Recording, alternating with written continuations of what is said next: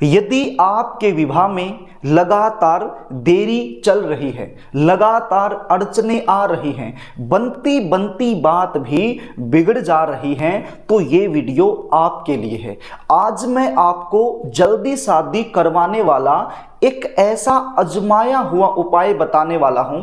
यदि आपने इस उपाय को अच्छे से समझ लिया और मेरे द्वारा बताए गए तरीके से कर दिया, तो मैं गारंटी के साथ कह सकता हूं आपकी शादी के लिए कोई न कोई अच्छा प्रस्ताव जरूर आएगा और आपकी शादी फिक्स हो जाएगी। ये उपाय कोई भी कर सकता है। जिन बच्चों की शादी में लगातार देरी बनी हुई है, वो बच्चे यदि ये उपाय खुद करना चाहें तो खुद कर सकते हैं। यदि वो खुद ना करना चाहें तो माता पिता भी अपने बच्चों की जल्दी शादी के लिए ये उपाय कर सकते हैं। कई बार बच्चों के विवाह की बात बनते बनते बीच में ही रुक जाती है। ऐसी सिचुएशन में बच्चे और माता पिता परेशान हो जाते हैं। वो सोचते हैं कि ऐसा क्यों हो रहा है।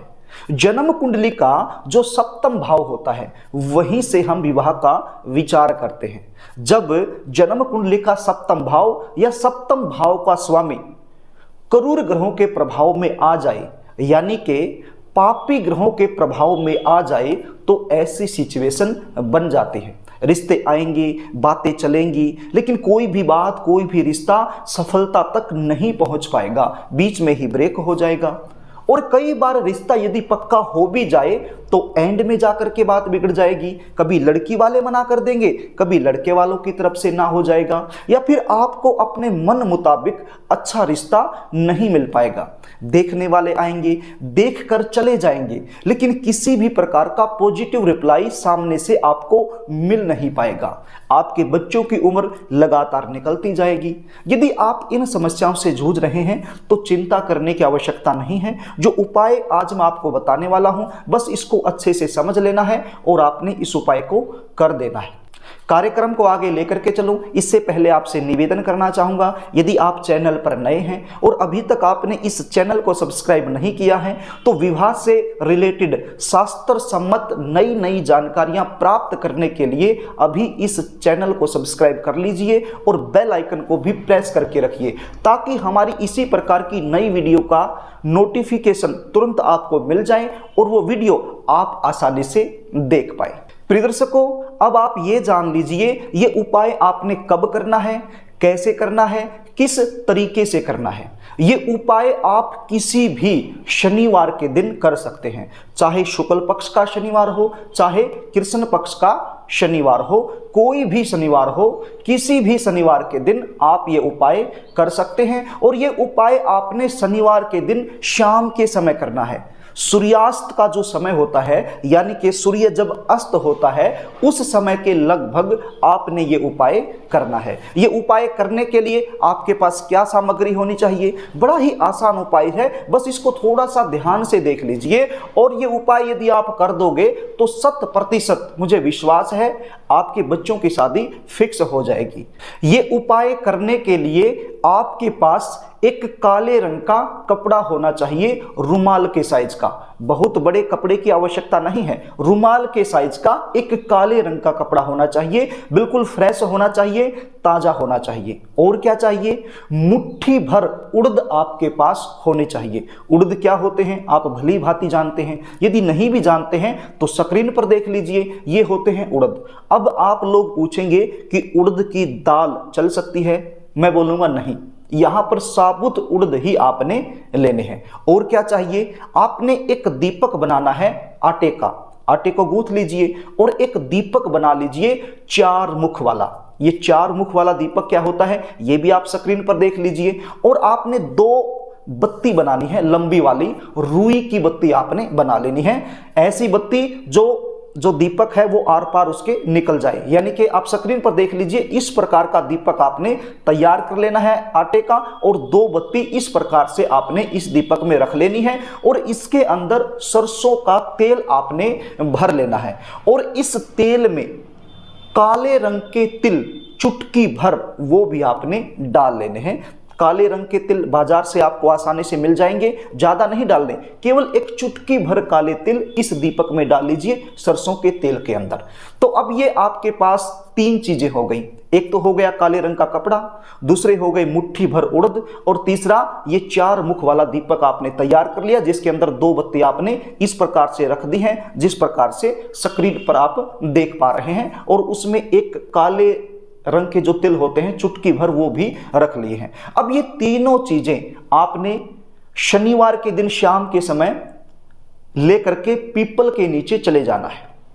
आपके आसपास पीपल का पेड़ जरूर होगा, चाहे वो मंदिर में हो, कहीं पर भी हो, पीपल के पेड़ के नीचे आपने चले जाना है। शर्त इतनी सी है, वो पीपल का पेड़ पूजित होना चाहिए, यानी कि उस पीपल के पेड़ को और भी लोग पूजते हों, ऐसा पीपल का पेड़ होना चाहिए। तो ऐसे पीपल के पेड़ के नीचे ये तीनों चीजें लेकर के आप चले जाइए।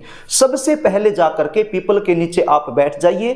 कैसे बैठना है? आपका जो मुख है वो पश्चिम दिशा की तरफ होना चाहिए। ध्यान दीजिए, जब आप बैठ रहे हैं तो आपका जो चेहरा है, जो मुख है, वो पश्चिम दिशा यानी कि वेस्ट जोन की तरफ होना चाहिए।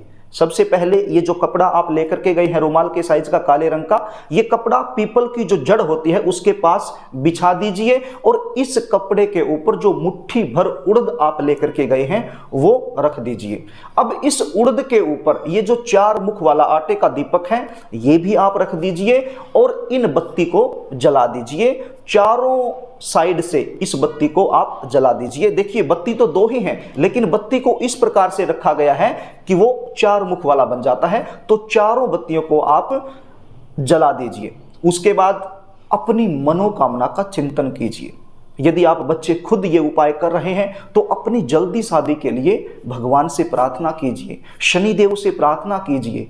पीपल के अंदर 33 कोटि देवी देवताओं का निवास बताया गया है, तो आपने प्रभु का ध्यान करना है, परमपिता परमेश्वर का ध्यान करना है, शनिदेव महाराज का ध्यान करना है, विष्णु भगवान का ध्यान करना है।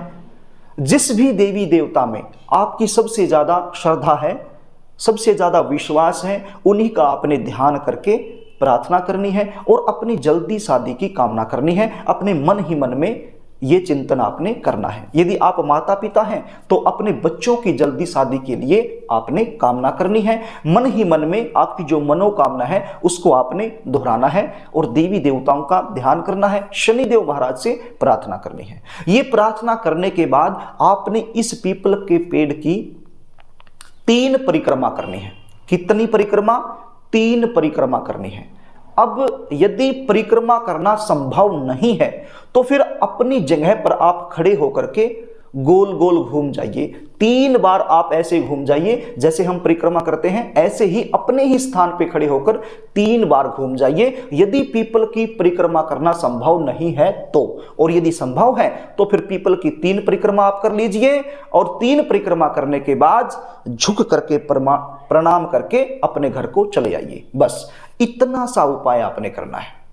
ये जो क्रिया मैंने बताई है, ये प्रयोग मैंने बताया है, जो उपाय मैंने बताया है, ये उपाय आपने 3 शनिवार लगातार कर देना है। देखिए आपका काम जो है वो 1 शनिवार आप करोगे तब भी बनना शुरू हो जाएगा, लेकिन बहुत बड़ी समस्या है, बहुत बड़ी समस्या यदि विवाह को लेकर के चली हुई है, रिश्ते बिल्कुल आना ही बंद हो गए हैं, या फिर बच्चों की उम्र बहुत ज़्यादा अधिक हो गई है, रिश्ता कहीं पर फिक्स ही नहीं हो रहा है, तो फिर 3 शनिवार भी आप इस उपाय को कर सकते हैं।